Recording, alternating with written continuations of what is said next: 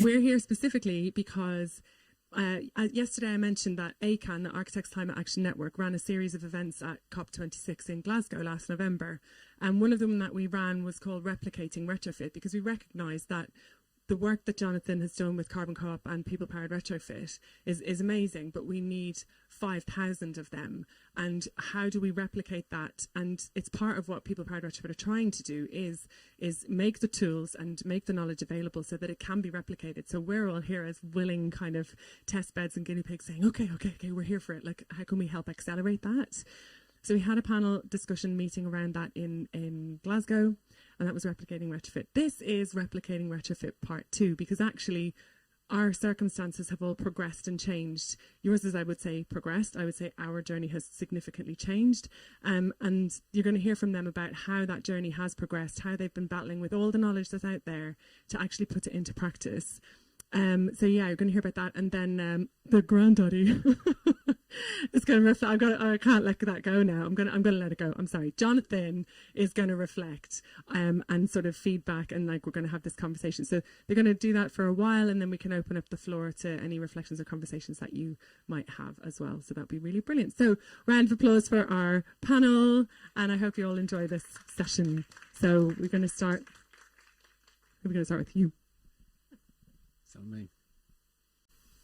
Hello, I'm Dave Powis. So yeah, at COP we came, Sal and myself, as members of a community energy organisation in North London that we joined and started volunteering for, that was focused mostly on solar. There's a really good solar model out there that it can be grant funded when there's grants available, and there's a payback, especially when there used to be a feed-in tariff. Feed-in tariff's gone now, prices are going up, so there's still a model there. But we are very keen to explore retrofit and demand reduction, not just generating green electricity, which from my background in the energy industry I know is improving, and we're doing quite well in the UK in terms of decarbonising the grid for electricity, but we're not doing well at all at reducing the demand from our leaky homes, as we all know. So we were trying to think of how can we find a model that is replicable and hits the right leverage point in our area of North London, and how can we then share that with others to do it, because it doesn't feel like it's going very fast. I joined Community Energy London, which is a group of community energy organisations that come together to share best practices and knowledge, but there's not a lot of retrofit knowledge and sharing of best business models out there, because there isn't a business model that works. There isn't a payback of a few years. It's a payback of 20, 30 years, if that. There's not enough money out there in a grant for a retrofit single house of 20 grand, 30 grand. So we were trying to say, well, what is it that we're trying to develop in our locality? Is it assessments for the able to pay and those that are already on board? Is it working with the local council who have declared climate emergencies but might not necessarily have the resources available to them or the expertise in-house to deliver them? What level are we going in at? I recently did the domestic energy assessor training to provide EPC certificates. We know there's shortcomings there with a lot of assumptions. It needs to be accessible and broad enough to apply to multiple buildings, but it's not going to necessarily direct those homeowners to the right practices, and it might even be detrimental to them. And yet we can't go in at the full whole house assessment and expect every householder or every local council to spend hundreds or £400 or £500 on these assessments. So what is the replicable, sensible way to go in on it? And we haven't got there yet, and unlike Chris, we're still doing a lot of desktop research and outreach, talking to the other community groups, saying why isn't it working, why aren't people picking this up, or if they are, why do they drop it before they get it to the delivery stage? And I think we realised that we've got, having spoken to PPR as well, we did take away from COP this idea that you should just get get in there and start doing it. And I think we're at that stage. We created an Instagram account on the way up, didn't we, a couple of days ago. So there's a couple of posts for Heal out there. But there's very much this, my personal story is I'm a risk manager by background. So unfortunately I can't shake that of 20 years of doing that in the energy industry and now coming out and doing this retrofit approach. But I think we do need to put our feet in, and I've got other people on board, Sal and Sarah, that are more keen to do that than me and my risk management background. So is that enough of a background for Heal? Shall I pass it on to Chris again? Yeah. Or Sal? Sal, do you want to build on what Dave said? Maybe I'll do part two. Am I holding the mic close enough?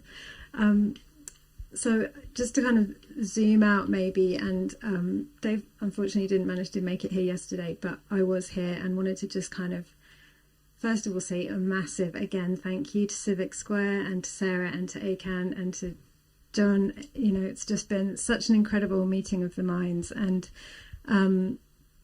we've done a lot of sitting around at their kitchen table, drinking coffee and talking, a lot of sitting at my kitchen table and drinking coffee and talking, and very inspiring conversations, moments of total despondency. But, you know, we keep kind of scooping each other up and keeping going. And it's just the magic of being in this space with so many other people doing this work, and also sort of justifying what I think you can already tell from what Dave said has been a struggle. How, you know, we want to get this going now, we want to accelerate it, we want it to move faster, bigger, but we're not trained yet. And I felt very glad to hear Chris this morning say he'd spent a year before he actually took the leap, because we actually had looked at him and thought, but he just jumped and just did it just like that. So I think Calvin from Dark Matter Labs yesterday called it transitioning together, and I feel like it's this big massive moment of change on every level, on every in every part of life. So to sort of frame it in the Dark Matter Labs language of the dark matter, the dream matter that Imi spoke so beautifully about in the podcast with Sarah, and then the everyday matter, I'd say what we've been doing since COP is kind of wading through a lot of the dark matter. And well, you already know how amazing Sarah is and how lucky I am to be working with her. I've got to say, Dave, the dark matter, trying to figure out the business model, doing the research, trying to figure out what other people are doing, what's the funding, where's the funding, how do we make it work? With me, that's a load of scrappy notes in thousands of notebooks, and I think writing, and that's just how my brain works. Dave captures everything. And it's just not to be underestimated how amazing that is, because we've got a framework, and we know that if we have an idea or we find something but we don't have time to look into it, we've got a way to go back in and find it and dig back into that kind of difficult, sticky, dark matter stuff. What we've also been doing, though, is spending a lot of time with the dream matter, which is just really, you know, looking to our heroes, Kate Raworth, Donella Meadows, the big picture. We need to set our vision and strip away everything we already know and start again and look at it and tear it down and set it up again. We want to involve everybody. We don't want to just go in with the able to pay market and kind of meet one specific need. We want this to hit the social housing. You know, why should Quajo have to be the one out there campaigning for that? It's heartbreaking. Don't get emotional on stage. And the way Imi says, you need to sort of release yourself from the shackles of pragmatism, I think she is the phrase that she used. And that, so we've been trying to sort of deal with the most sticky pragmatic stuff, but also shake ourselves free of it in order to look at the big picture.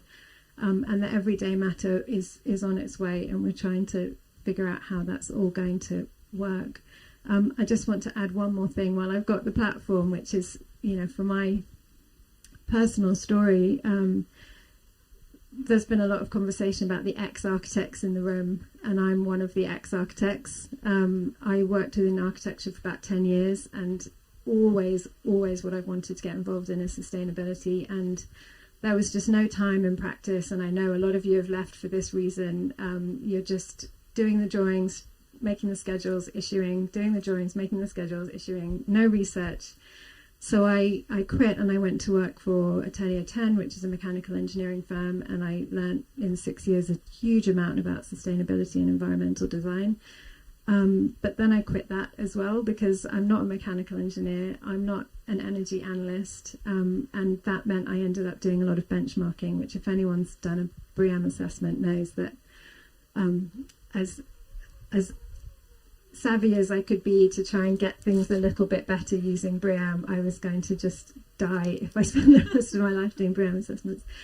So now, luckily, I'm teaching, and there's also been talk of, you know, what's happening from within the institution. So I just want to give a kind of word of optimism to the people who've said, I've got to step outside of architecture and just say, you know, if the Bartlett and the AA is bringing me on, I'm not a name in the design world in any way. I've got experience in environmental design and sustainability.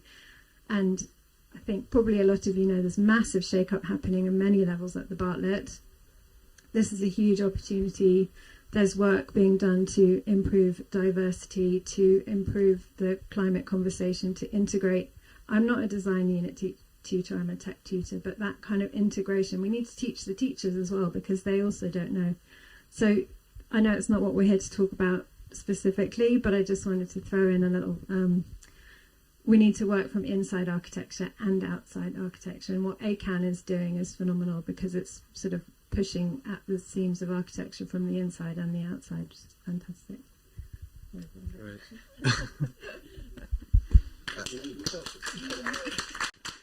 Thank you. Yeah, so I guess the thrust of this session is, you know, how if for people out there, I already met one gentleman who's looking at replicating or setting up a community-based retrofit organisation. What are the practical steps? So a few people have come up to me and said, "Oh, you've got a T-shirt! Wow, yeah." You've got a business card. You must be rocking this now, and that is just show, and showmanship is part of it. That's how it's things like that have managed me to get a one-to-one with Rufus Grantham yesterday, and a one-to-one with the Zero Carbon Homes Minister in Scotland. Stuff. It's just a lot of it is just show. We are one full-time employee. That's me, and not, well, I say employee, worker, not quite making enough to live off, but support with a bursary, and one really heavily committed volunteer who gives very freely and generously of his spare time. That's my co-founder Tom, who couldn't be here today, and about 20 volunteers from the membership, and then about 80 other members, about 100 members altogether, and just an awful lot of goodwill and encouragement from people like Sarah and Jonathan. So pulling back the curtain made up of business cards and T-shirts, what was really the process to get to this very, like, basically the first step that we're on. What I'm going to try and do is just tell that story in such a way that you can take away chunks, and maybe that's a step you could try and do. So for me, the start was I'm an ex-toothpaste supply chain manufacturing engineer, and really disappointed at the number of ex-toothpaste manufacturing engineers today. But yeah, come on, hands up, who's there? But I was speaking to Abid, and Abid and I agreed that there's not enough engineers in this stuff. There's too many architects. I'm sorry. There's not enough. Joe, sorry, ex-architects. So I knew I wanted to get into more personal work. I went back to university to give my confidence that I could just have enough technical expertise to sort of attack a niche, and that led me to housing and decarbonisation as the niche. My dissertation was all about it was just creating a space for me to go and explore this in depth, and perhaps a little immodestly, I would suggest the literature review section of my dissertation is a good place where it's gathered together all the sort of community models for retrofit, and all the good literature about how to understand private households, because they're different to social housing and so on, in that you have to find the window of opportunity to speak to households. You have to figure out the mechanisms of trust that work with private households, the difference between interpersonal trust versus professional trust, and so on. So that would be my first thing. Just Google it, Chris Carus, Business Models Retrofit, Strathclyde University. And ignore what I read, but what I wrote, but look at the literature stuff. And then just expand a bit more on the story to get to this stage. there was a conference in Glasgow. Right, 2020 is when I did the dissertation, and that's like the world changed in 2020. And one of the very thin silver linings of the tragedy of the pandemic and lockdown was lots of stuff moved online, and became more accessible. So I was able to go. Carbon Co-op did a lot of stuff online, and that's where I really started to understand that model. And I forgot where I was going with that. Oh yes, and there was a conference. In Glasgow, there's an online conference, Low Carbon Homes, and I just made up the name of a company. I said, I'm Chris Carus from Glasgow Southside Retrofit Limited. Completely made up. And I put myself on the attendee list, and then people started writing to me, oh, that sounds amazing. And that's how I found my co-founder. So an awful lot of this is just BS, just pretending to be bigger than we really are. And that, overcoming my imposter syndrome and just trying to attract people that have similar mind. And that's how I found Tom, who works in community energy, Tom Knuckles, and we turns out we live in the same area. We've got the same kind of social goals in terms of we need to have a new system that replaces for-profit, perpetual growth, mechanisms of business, and got going from there. And we spent a year. Then I spent about half of the following year, understand. You have to recognise that there's a huge technical risk. If you get this stuff wrong, you can really mess up people's homes and their lives so I invest, because neither of us are architects or building physicists. I spent a lot of time and my money on developing my own technical understanding, just because I wanted to do no harm. The biggest thing is do no harm here. And I mean that really. I don't mean that in the Google sense. I mean that really. So AECB, join the AECB. There's Nidhi. Association for Environment Conscious Building. Fantastic organisation run by all the right kinds of people. Just really technical experts and stuff, and just brilliant free resources.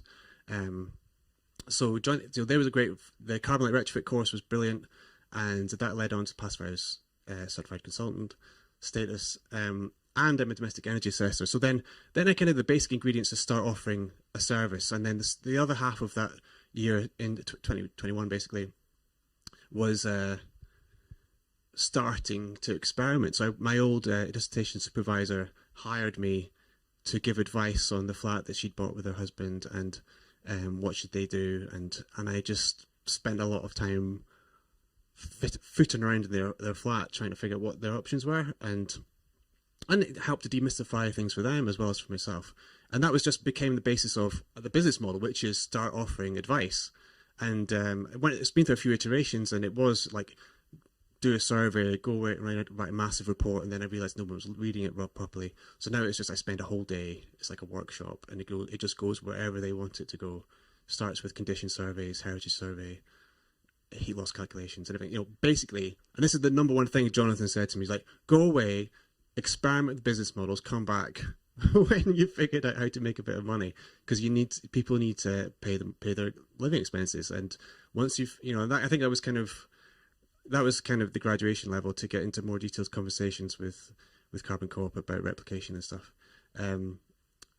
And now, so this is where it gets difficult, because we launched publicly December last year, massive, just loads of goodwill, households really wanting to talk about this stuff, and this is before energy prices went up. Really ready market, people wanted to do it, and we did in-person events, walking tours to talk about heritage and maintenance, a workshop with Under One Roof, which is a really great charity for tenements in Scotland, about maintenance really, and just managed using the people used to webinars. We brought in some experts from the heating industry to do some talks on the things that Joe was talking about, which I think what Joe was talking about earlier on is so important, to have routes for households to get to heat pumps, and also for heating engineers to get from gas to heat pumps as a training route to think about low temperature heating, condensing boilers. So we just be able to pull on a national expertise like that. Where we really struggle is engaging local tradespeople to come and do this work, and also we'd really want to find some architects that are willing to invest some proper time in helping us develop and advance the business model. And I'm sorry, we don't have a fancy studio with like white painted floorboards, and we don't have like black slides with white text, all that stuff. We don't have that, but we really hope to find, and Bobby might help us to reach out to that audience. We want to find other ways to attract professionals to develop the kind of assets I was talking about this morning. Like we could develop typologies and detailed guides for the specific building typologies that exist in Glasgow. Letty's done some brilliant work at a kind of archetype level of end terraces, mid terrace, detached houses and stuff. But you mean to take it down to the next level of detail in our area? Sounds like an invitation to me. Yeah. On the next step. Get in there. So now, sorry, I'm probably overrunning on time, but I want to say one thing, right? Is this is really my realization. This was the single most enabling thing for myself, which was that the biggest mistake the government has made with decarbonisation and zero carbon and all that stuff since the Climate Change Act in 2008 or so was trying to come up with a perfect top-down plan, and they're still messing about trying to come up with that plan, and they're not going to get there. And that's why organisations like Carbon Cope have emerged to try and come up with a grassroots plan. And I think now everything we heard yesterday was fantastic inspiration. It's like really important guiding lights to think about the wider system of crises and social factors that we're trying to address at the same time. We do, however, need to avoid spending too long trying to come up with the perfect bottom-up plan. So my number one advice is get stuck in, try something, hold a meeting locally and just find people that want to get started and order some t-shirts.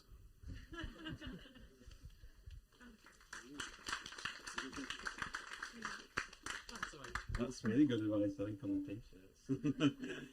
I think, Jonathan, if you just want to reflect, and then if you all just want to have some time to discuss some of those things, and if you want to be thinking about some questions, then we'll come to the audience in a little bit. Yeah, I'll try and not ramble. I think the last thing Chris said quite resonated with me, because I think as a person and maybe as an organisation to an extent, our focus has always been on action, and I've been involved in environmental direct action movement and the cooperative movement as well, and it is an imperative to act and also to reflect, but to reflect in the context of that action. And I sort of find things like this hard in a sense, because the task set is to kind of reflect and to think about how we've progressed since we last met together, which all together, which was 9 months ago, 8 months ago, something like that. And that kind of reflection is very contradictory to me. It brings up quite a few contradictory kind of feelings, and I was ruminating on that, and a lot of the themes that were explored yesterday, which a number of people felt were, or reported that were kind of really experiential, overwhelming, but necessary, and and all those sorts of things. And it really reminds me about climate change, the engagement with that idea of climate change and the things that are presented as a result of it, the consequences of it. Since Dark Matter Labs have invited us in, I sort of feel able to talk about theory a bit. But there's a social theorist called Timothy Morton who talks about the concepts of a hyperobject. Yeah, and a hyperobject is an entity, a thing, a concept that exists on a spatial level, which is multi-dimensional spatial level, multi-dimensional time level. Yeah, so it's so big that it's very hard for human beings to conceptualize it and to deal with it and to integrate into it, their action into it. And climate change is that. It's something which manifests itself in a very local way with extreme heat, but is a global weather system effect. It's one that where what we do today kind of impacts on that, but what happened 200 years ago is already having an effect on what will happen 200 years. So it's very hard to kind of interface with this thing. And obviously that's a bit of a grand way of framing this, but I feel in our actions, there are these things which are contradictory. So Sarah's very kind to call me a granddaddy, which was just kind. But it's oh, you've got loads of experience, you've done so much. Yet in the wider context, it's a tiny, not enough, in no means anywhere near enough, but you've done loads, you know. At the same time, like, the groups and people here we're involved with are both like early, you know, we're the early adopters, we're the radicals, but also like vastly too late as well. You know, like, the time for action was years ago. And then also when we think about action and scale, like, we think very locally around scale about the need to replicate within local areas and communities. But then there's a constant kind of, how will this scale to millions and millions of houses, or into Europe and bigger still? You know, it's too small, but it's too big at the same time. So, and I think I was inspired again by what Chris said. Like, the way I used to frame cooperatives was like, when governments can't or won't act, then we need to act, you know. And that's like, the birth of cooperatives was in Rochdale in the 1840s, where food was tainted, water was tainted, and people, like, there was no regulation, and free market rules reigned, and people took it upon themselves to act, because it was imperative to act, really, you know. And I absolutely agree with your line, Chris. It's like, you know, we just can't wait for government to act. It's just not, you know, it's almost like, as Wolfgang was saying over in John's yesterday, it's like government's also almost preconditioned not to act in this way. You know, it's short time scales, it's, you know, electoral cycles and what have you. So we do need to act, you know. And I think on reflection of those like contradictory things about, you know, hyper objects and such, like, for me, like, it's always about acting in where we have agency, which is always like the local area, the neighborhood, or the community, and rooting action within that, within people that we know and meet, and like, you know, that's why it's so great to be invited today by Civic Square and Dark Matter and ACAN, who are involved with this, because this is a locally rooted, you know, an institution, a community institution, and for me, that's where that kind of sort of disempowered hopelessness, the way you experience when you try and conceptualize climate change, that it becomes concrete and real and like emotionally building in that local context, you know. And so events like this where we meet as well. So that's maybe gone off a bit like high level, but I think that experience of that's the reflection since that we've done loads, but we've got more to do and to think about it. I think like what you're saying, Dave and Sal, is like that thing that you were saying, Sarah, like, oh, you know, you've got really experience. You've got to remember, like, I've been working in this area since 2006, you know, and I was one person in the corner of the Urbed office for like 4 years, you know. I was like getting bits of money, doing other work, you know, slogging along. You know, Marianne Heaslett, my colleague, she's been working at Urbed since 2000, you know, and like, it might feel like, oh, we're just getting nowhere, but it's like, there's a long way to go. And in that context of climate change and the imperative for action, and the fact that we're too late and too early, it's no bad thing to be like, to take your time, to reflect, think about it, to do it properly, do it right, you know. And that's, you know, Chris has been doing that and you've been doing that, and that's, you know, should take inspiration from that.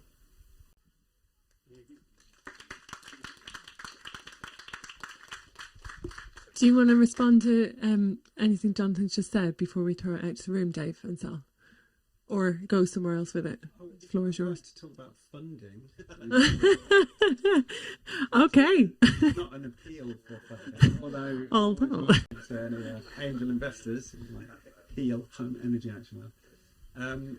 No, what I've been struggling with, as every consumer has, the Green Homes Grant, every consumer that applied for that really struggled with the administration and red tape. The boiler upgrade scheme, we heard from Joe about optimising your boilers, don't just can it. So with the government expecting 600,000 heat pumps a year through a boiler upgrade scheme, I read somewhere recently that the inquiries for heat pumps have actually gone down in the industry over the last few months, not up. So it's not going to magically happen. And likewise, closer to you. Yeah. Sorry, I thought I had something on my nose. funding for community groups. So the point of replicating retrofit, other than to be a tangle of words, is that we're trying to figure out how community groups could get in on the action. Now, the funding that is available at this point in time is seriously lacking. The government have got rid of the Urban Community Energy Fund and more recently the Rural Community Energy Fund. So different areas of the country are seriously lacking in opportunity to get any support for their volunteer work. Volunteering and trying to create business models, when you've read the People Powered Retrofit, when they did their share offering 6 months ago or something, and I took that back to my community energy group and said, this is what we need to write, and this is what we've got. This is like woefully inadequate, and it kind of blows your mind a bit, and especially when you're going to funders and they're used to certain models or used to certain types of application, and your model isn't there, it's not proven, and they're not comfortable giving you money. They're not comfortable with the amount of information. You might be missing the mark. So there's a thing, I was speaking to Sarah the other day about maybe thinking about what they need to tick box, not exactly what you're going to do, which is absolutely compelling and revolutionary. They need to tick a few boxes on where will my pound of funding go to the impact in the community or whatever their goals are. So focus on that in order to get it in. Volunteers need paying for their time when you're trying to break barriers. You need full paid staff. You need staff to get these things off the ground and running. And at the moment, the community energy groups that I'm involved in don't have experience in retrofit. They need training up. And then you say, well, where do we send them for training? Which are the accredited bodies? Which are the standards we should be going to? And have you got 1,200 quid to send them on that course? So there's a bunch of things all linked around funding to get these grassroots businesses off the ground and how we approach them. And if we can share best practice in, I went to this funder and these are the things they were looking for, or I've applied for that and they'll give you this for free, but you need to do that. I think sharing and collaboration in that space is the only way, unless you're going to do a share offering. And the last point was just like, as you put your hand in the air, Sal, our local council down in North London has just released the Community Energy Fund. So it's developers that don't meet zero carbon goals in their new construction within the borough have to pay into the old Section 106, or it's probably still called that, a carbon offset fund, and you can apply to get money for that. I think what we need to do is to try and demonstrate that whilst it will be for the benefit of the community, it's not necessarily directly for a community building, because historically it'll be, there's a school, there's a church, there's a community centre that we're raising money for an individual project, feasibility study, get the money in, job done. What we want to do is get money in for business development to be able to offer services to many more people that happen to be in private households, not a community building. And they can't get their head around that. A lot of the councils, it's something that we need to really work with them on. I just wanted to add a tiny bit to that, which is that not only are we trying to come up with a business model which you can just about get to work in a very clunky way, maybe with the able to pay market, if you're not only able to pay but also able to go through the disruption and probably want to do it for a host of the co-benefit reasons rather than the financial reason.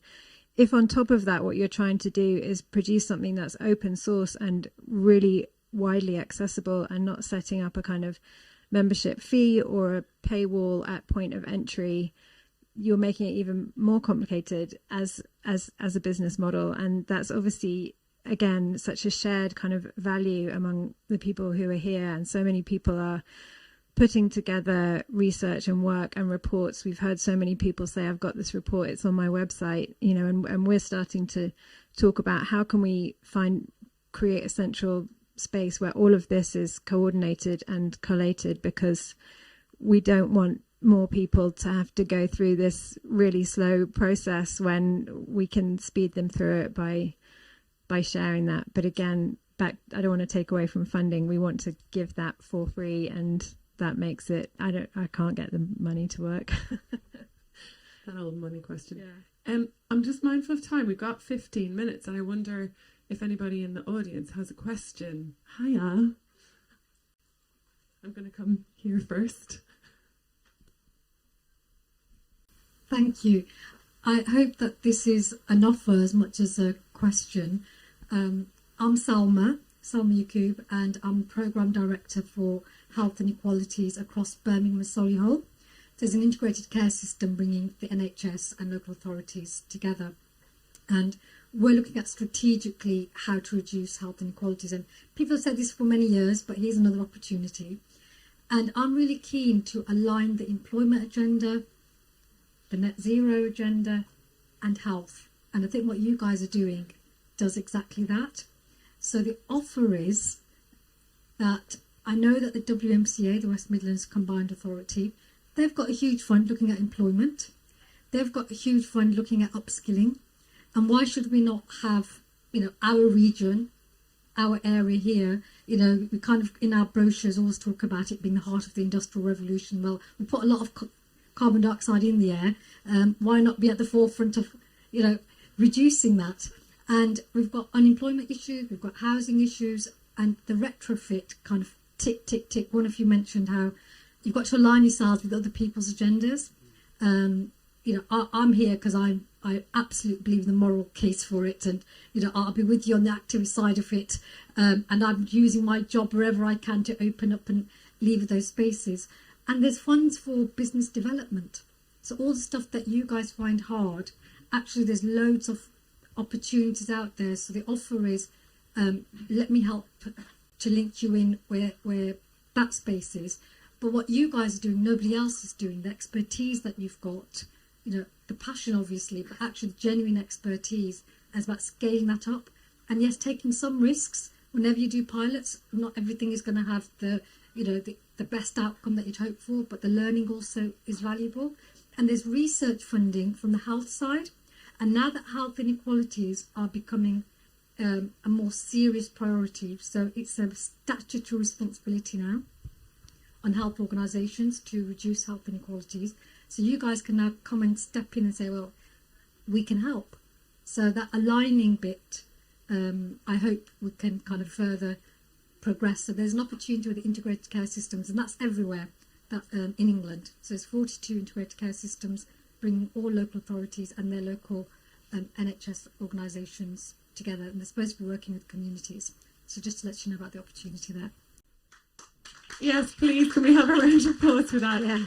I have this beating heart in my chest with just listening to you say, I have an offer. It's like this, this hand is being reached out, and this other hand so beautifully reached back to you. So I'm just, wow, thank you so much for that. That is brilliant. Not a question, but quite a moment. Thank you so much, Salma. Have we any other questions? We're going to go here. Yes, I'm Chris Martin from Footsteps.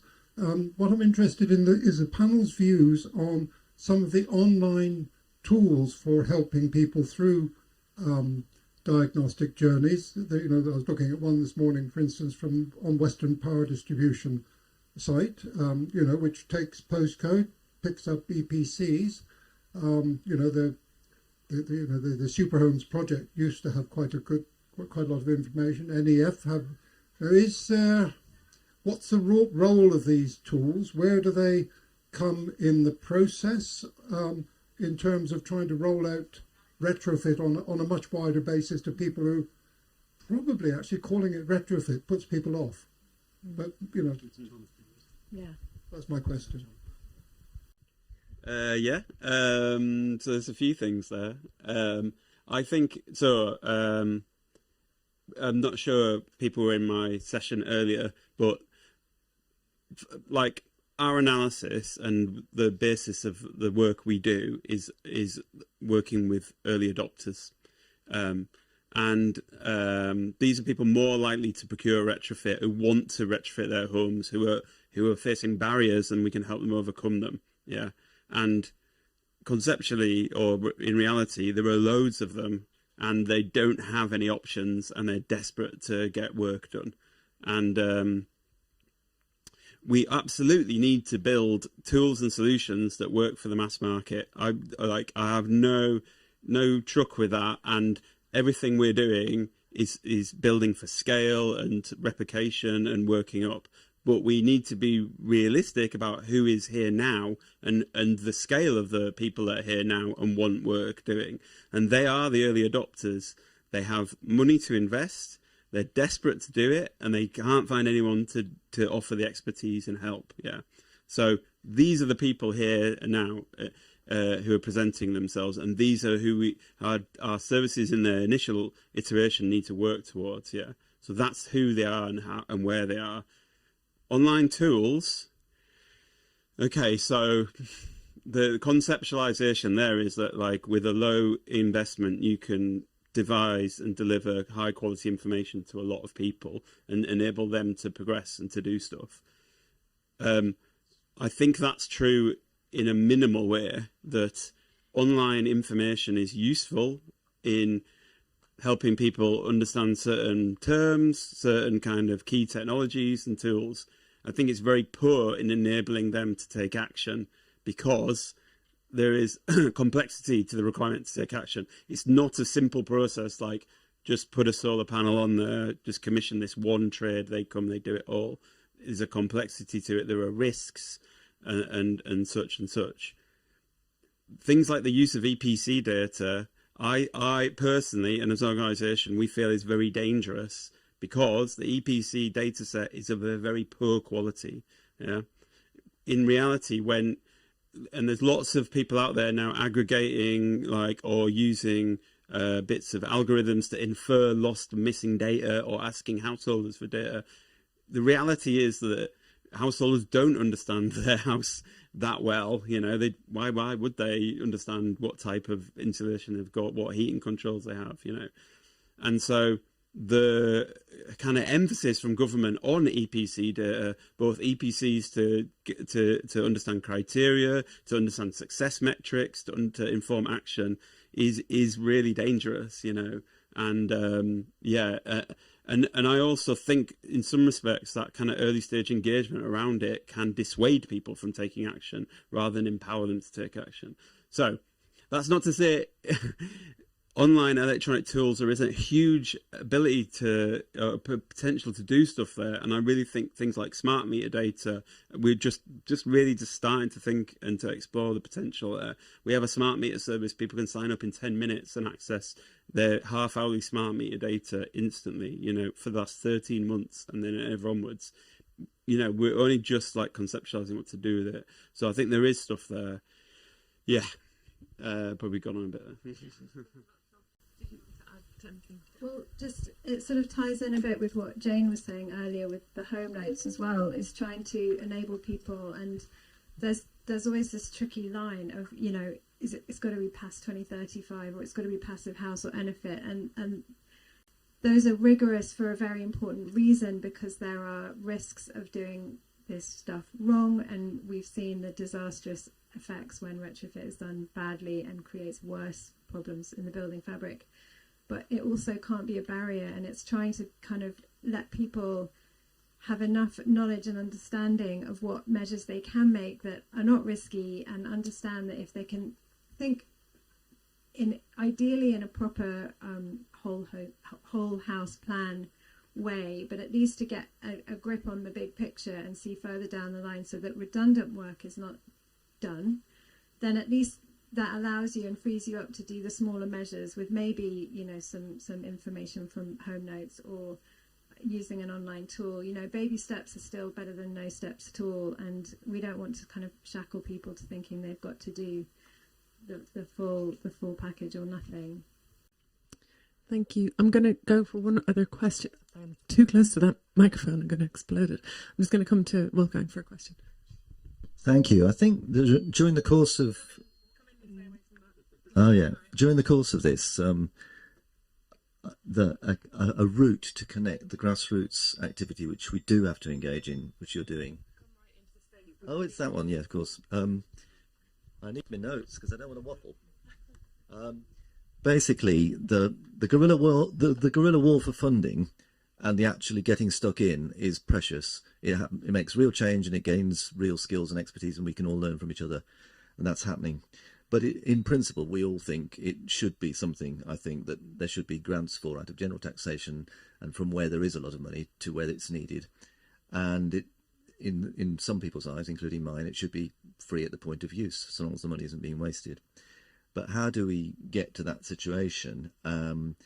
And there are other things that have been talked about other models which could work. But it also needs, in my view, if we're going to extend it, it needs some kind of accountable control. And the problem we've got at the moment is if I'm in the street next to a scheme and they've got themselves together and I'm not, for various reasons, how do I do the same thing as them? And who do I go to if I feel that they're getting money which should be more equally distributed? So there's a role here, even in their sorry current state, for example, a local authority to employ somebody who then gets up government grant, and then that grant gets given out and everyone can see accountably where that grant has gone. But the main thing I wanted to add, which is unique to me, because that's just thoughts that have come out of this, is that while we were writing the climate jobs thing, which is primarily, as you can imagine, about retooling the economy in terms of people moving jobs and retraining, the issue of delivery was on our mind, because we used as inputs things like the New Economics Foundation report and so on. But we felt that was very high end, and how does that translate on the ground? We had a go at putting that out, but a tension arose between people who were still adopting the kind of post-war top, big public sector kind of model, and people from the cooperative movement in the editorial group who actually could see what was happening. And also, because it took us so blooming long to write the pamphlet, the amount of energy groups that some of you are involved in, and climate groups and neighbourhood groups, mushroomed in the last 2 years. People who were activists trying to go along with Greta also turned to their street, and vice versa. So what we've now got is living proof that this thing can actually be replicated, and that grassroots thing is probably a better delivery model. I'm not just saying this because my daughter has turned to mutual aid and anarchism and I just follow her. That can be a delivery model, provided there is some point of accountability, and also that can be a campaigning model, so that people can say, actually, we're at the moment having to get our money from health sources and from this and that, which is great, and I think we should do it. I'm absolutely honoured that Salma's here. But at the same time, that it could also be saying we also campaign, we also stand with those trade unions that we're hoping to mobilise for the jobs, to actually campaign for that money to be something that we can apply for. We've got our thing, and that person or persons in the council that just monitor that money flow need to understand what's going on. They need to be flexible as well as accountable, so you don't get thrown out if you can't tick some sort of EPC box or some rubbish like that. Basically, look at the real scheme. This is going to work. And then that scheme goes into the meeting, and everyone who votes at the next election or it goes to the committee can see, actually, that was such and such street. Yeah, that worked. Or that didn't work. Why didn't it work? Or if you've ever been to a local council meeting, you know that is possible. Doesn't always happen, but it's possible.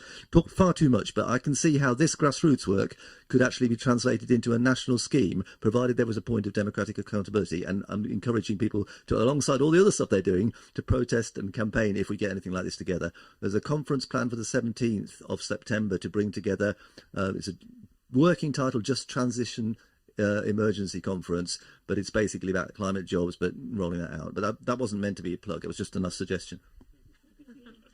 Thank you for sharing that. Does anybody want to, sorry, standing in front of you, would you like to take some closing statements around anything that you still have a burning?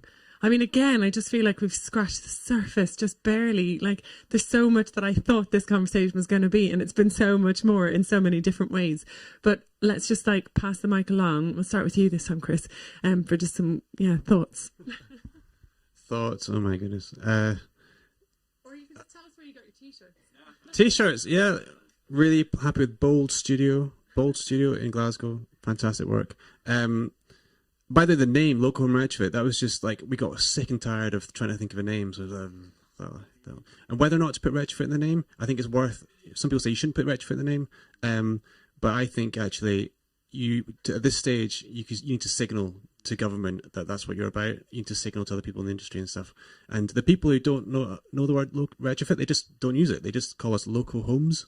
That's not really the name. Anyway, but right, money. Just to address that point from earlier on, it's. What we're struggling with, I think it's true for Helen as much as for Loco, is we need money to invest our own development. I've got a bursary, so I need to worry about paying my own living expenses for the next year, and that gives me a bit of space to think about developing the business. But because so much of my time is spent dealing with the organisational overhead of the accounts, the website, the social media, the membership, all that kind of admin, that I don't have much time left over to actually deliver the service and to develop the business, and to actually start having the social impact we want. So we need, and like, others have said, government just doesn't understand this stuff yet. So there aren't, and third sector charitable funding doesn't get it either. So there's no funds that directly suit this stuff that I've found yet, really, beyond the Take a Punt Social Entrepreneurs Fund in Scotland. So that's where we can learn from each other how to get seed funding into developing these organisations. I'm going to do a plug for, we've got a hand waving. Too late. We'll come back to you in one second. Okay. I just wanted to say that, we met because we were trying to replicate what Jonathan's been doing. And I just want to say that I'm really bad at the business plan bit, and reading business plans I find really painful. I know a lot of people do. And I'm just got to say that the People Powered Retrofit business plan, which was put together for their crowdfunder whenever, is just beautiful. It's graphically beautiful. It's so accessible. It's really interesting. They've got their 10 plus however many years worth of research into their areas there. It's really, really inspiring. So if there are people who are sitting here thinking, how do I put something like this together, go look at that. I think my closing comment is to reiterate the do with, not do to theme. So I'll just highlight a multi-billion pound do to, which was the smart meter rollout, which is a good thing. Like, having smart meters is a good thing, but there was a massive lack of engagement from central government in telling individuals what are they doing it for and why are they doing it covertly via your energy supplier who puts it on your bills, and why they're free. You get a smart meter, it's free, it will help you, but I'm not bought into it. You haven't told me why I'm doing it and what am I going to get from this. Same with retrofit. The awareness building and the engagement is so essential if new technology, which people will consider this as new technology, whether it's the low carbon heating or just insulation, natural material insulation. Once you get that kind of groundswell of engagement and awareness and talking to each other and seeing it from each other is so important, because it's not going to happen by just setting a target and then saying, okay, market, you go and deliver those technical solutions. It will work at a ground level when you can increase awareness and empowerment of people to do it and understand why they're doing it. Thanks, Dave. Jonathan.